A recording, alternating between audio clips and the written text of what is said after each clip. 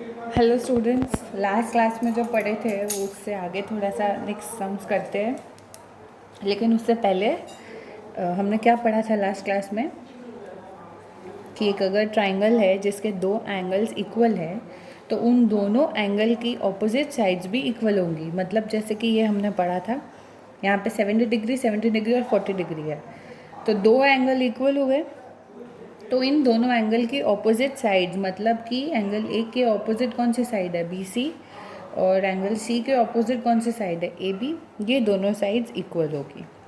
Similarly हमने पढ़ा था कि अगर दो साइड्स इक्वल है, जैसे कि यहाँ पे ए बी 5 सेंटीमीटर है और बी सी भी 5 सेंटीमीटर है, तो अगर दो साइड्स इक्वल है तो इन दोनों साइड के ऑपोजिट एंगल इक्वल होंगे।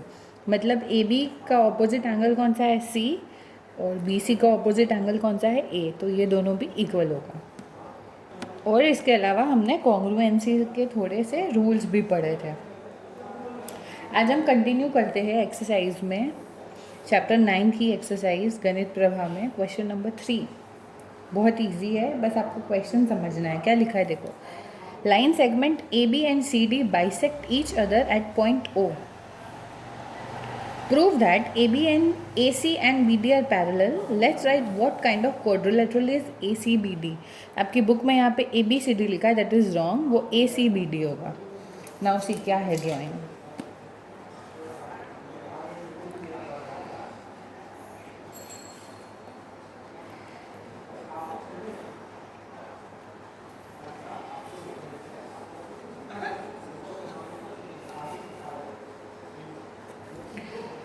अच्छा, line segment AB and CD bisect each other बोला है,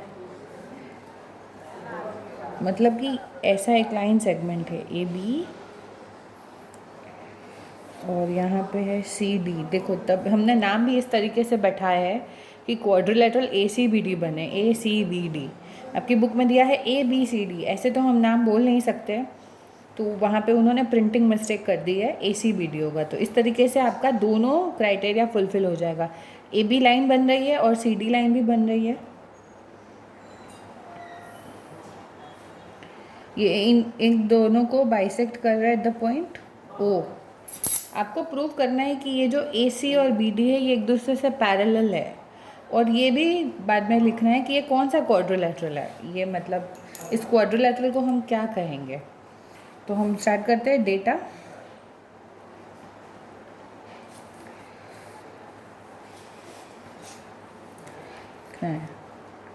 टू लाइन सेगमेंट्स, जो आपको दिया है आपको वही लिखना है।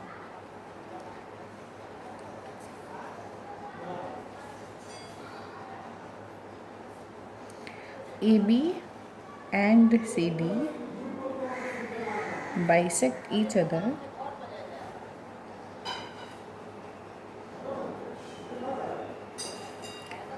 at point O।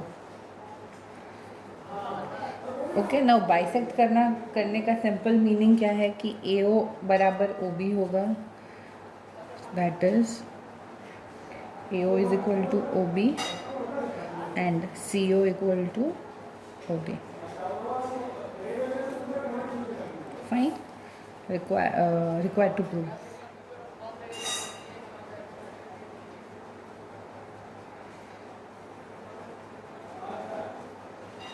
क्या प्रूव करना है आपको, AC और BD पैरेलल है, AC is parallel to BD, ये आपको प्रूव करना है। सो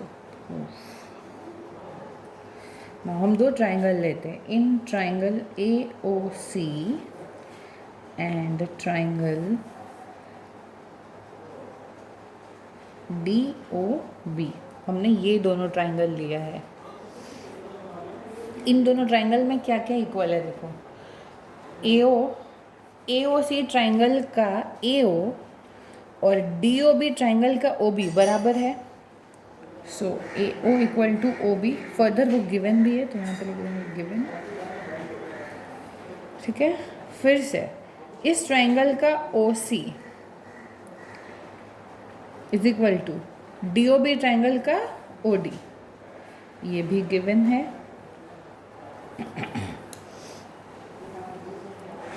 और एंगल देखो वर्टिकली ऑपोजिट एंगल, तो ये दोनों एंगल इक्वल होंगे, तो इस वाले ट्रायंगल का angle A O C is equal to इस वाले ट्रायंगल का एंगल बी ओ डी, हम लिख देंगे यहाँ पे।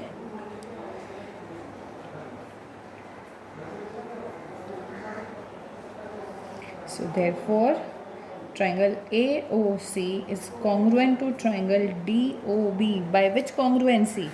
देखो दो साइड है और एक एंगल है, क्या ये एंगल इंक्लूडेड एंगल है? कैसे पता करेंगे? AO और CO, AO और CO इन दोनों लाइन को जोड़ता है क्या ये एंगल? हमने जो एंगल लिया वो जोड़ता है, इसलिए ये क्या हो गया? इंक्लूडेड एंगल हो गया। इंक्लूडेड एंगल होने से ए बीच में, सो SAS कॉन्ग्रुएंसी से हमने ये प्रूव कर दिया कि ये दोनों ट्रायंगल कॉन्ग्रुएंट है। तो अगर दोनों ट्रायंगल कॉन्ग्रुएंट है तो ये साइड और ये साइड तो हमने यहाँ पे कंसिडर की, जो तीसरी साइड रह गई AC, ये भी BD के बराबर हो जाएगी। So therefore AC is equal to BD हुआ अगेन।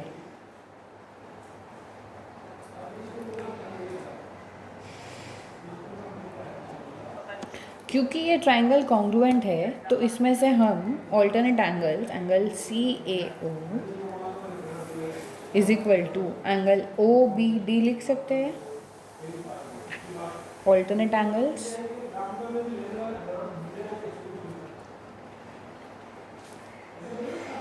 लिख सकते हैं ना, क्योंकि ये ट्रायंगल कॉन्ग्रुएंट है तो हम ये दोनों एंगल को इक्वल लिख सकते हैं। सो देयरफॉर क्योंकि ये दोनों एंगल एक दूसरे से ऑल्टरनेट है, देखो ऐसा लिया है हमने, तो ये Z शेप में ऑल्टरनेट एंगल बन गया। ऑल्टरनेट एंगल इक्वल होने का क्या मतलब है? कि ये दोनों लाइन सेगमेंट एक दूसरे से पैरेलल है। So therefore AC is parallel to BD, hence proved. ना आपको क्वेश्चन में और भी दिया है, let's write what kind of quadrilateral is ACBD। Now इस क्वाड्रिलेटरल में आपका AC is parallel to BD है, ये रहा, and AC is equal to BD है। आप याद करो पैरेललोग्राम की प्रॉपर्टी है, opposite sides are equal and parallel, right? So therefore quadrilateral ACBD is a parallelogram because opposite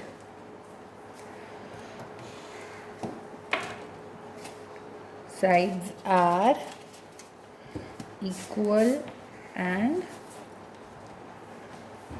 parallel. That's all.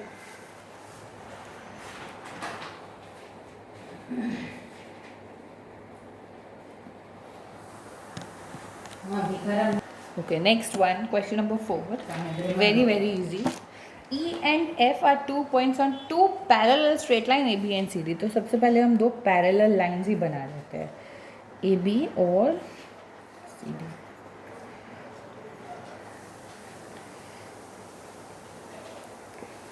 इसमें बोला है कि E और F दो पॉइंट है इस रेस्पेक्टिवली, मतलब AB में E पॉइंट है, सो हम यहाँ पे एक E पॉइंट लेते हैं, और CD में F पॉइंट है, तो मैंने O is the mid point of line segment EF, मतलब कि ये जो EF है ये इसका मिड पॉइंट है यहाँ पे O बोला है इसका mid point. Now we draw a straight line passing through O। इस O से आपको और एक लाइन निकालनी है which intersect AB and CD at P and Q respectively, मतलब AB लाइन सेगमेंट पे पॉइंट P बनेगा,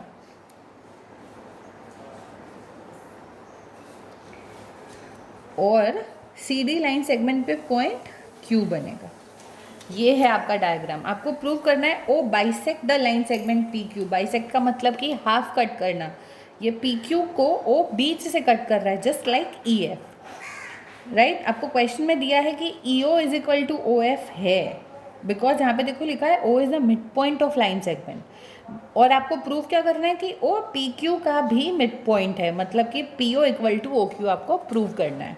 सो डेटा क्या दिया है आपको? AB is parallel to CD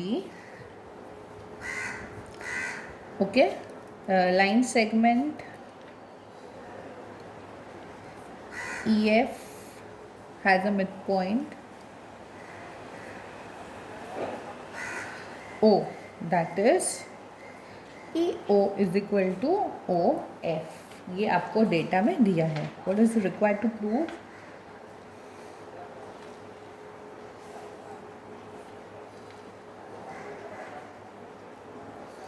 PO is equal to OQ.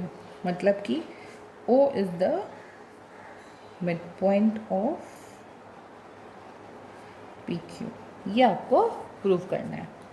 Now proof simple एकदम. दो ट्राइंगल ले लेते हैं. In triangle EOP and triangle QOF. मैंने ये दोनों ट्राइंगल को लिया है. ओके, इस ट्राइंगल का EO और ये वाले ट्राइंगल का OF इक्वल है क्योंकि यहाँ पे दिया हुआ है.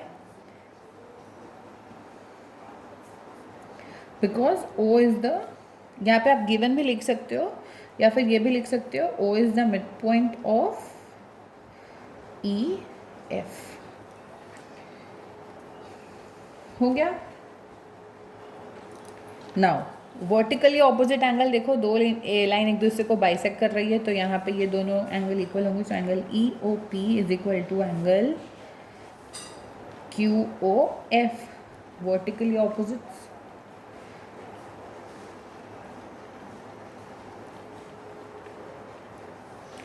हुआ. अब देखो, क्योंकि AB और CD एक दूसरे से पैरेलल है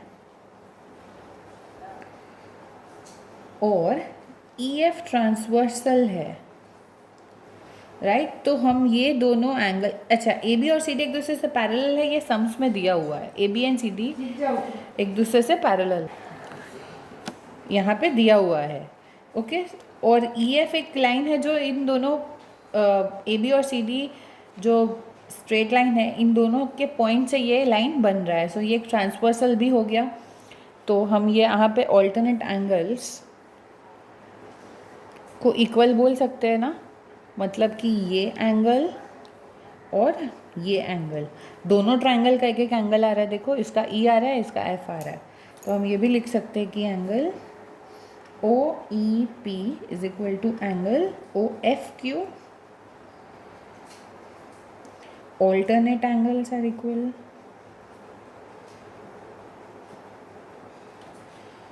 अब यहाँ पे ब्रैकेट में ये भी लिख देना कि since AB is parallel to CD and EF is transversal. मैं लिख देती हूँ आपको, या ये भी लिख सकते हो.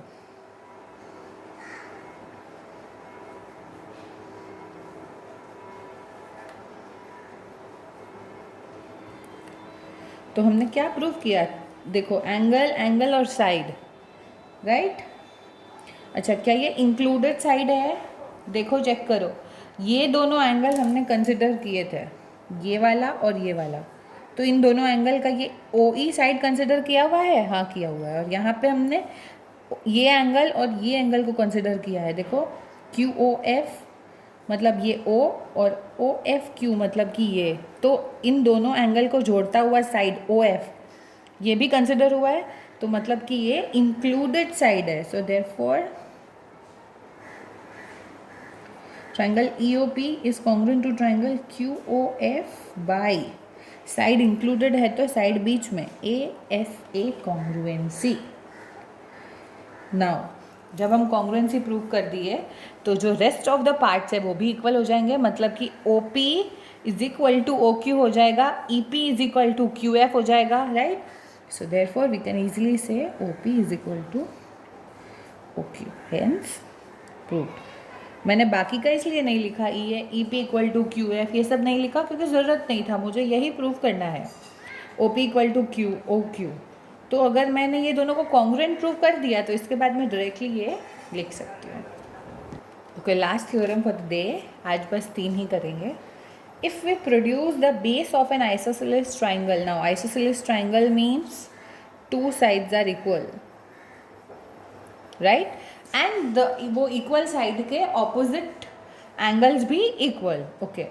If we produce base of an isosceles triangle in both sides, then two exterior angles are formed. Let's prove that they are equal in measurement. मतलब कि का आइसोसेलेस ट्राइंगल है,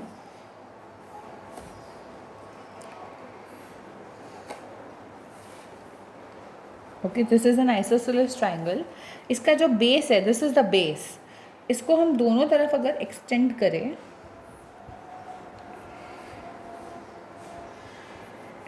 तो कहा है कि two exterior angles are formed. Yes obviously ये दोनों एंगल फॉर्म हो रहे हैं, तो let's prove that they are equal in measurement. ये दोनों एंगल इक्वल है, ये प्रूव करना है आपको। So let's give the name A B C, इसको डी और इसको E. So what is the given thing? A B C is an isosceles triangle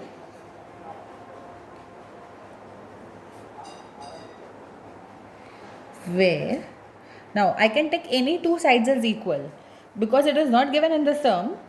तो मैं ए बी सी ट्राइंगल में इन दोनों साइड को इक्वल ले रही हूँ, where A B is equal to A C. तो अगर मैंने ये लिया, सो ए बी का opposite angle C, angle A C B is equal to A C का opposite angle, angle B A B C. ये मैं लिख सकती हूँ because opposite angles of equal sides are equal.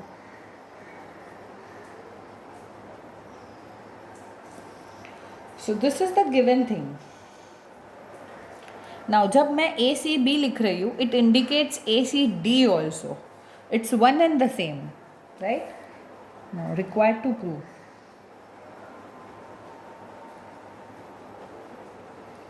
Required to prove क्या है? Exterior angle A B D, angle A B D is equal to angle A C E. So now let's prove.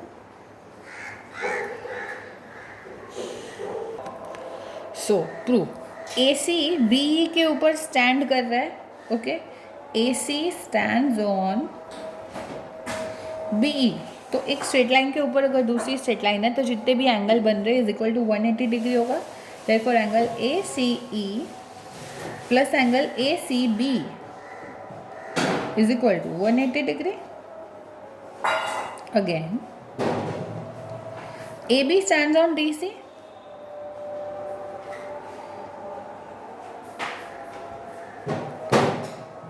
so therefore ABD, angle ABD plus angle ABC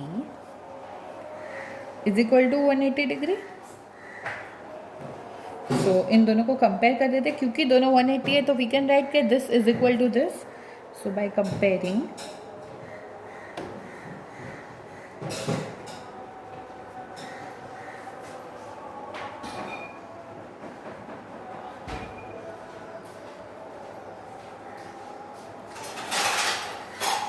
लिख दिए। Now angle A C B जो है is equal to क्या है? देखो angle A B सी है, तो मैं इसकी जगह अब ए बी सी लिख सकती हूँ, बाकी का एज इट इज।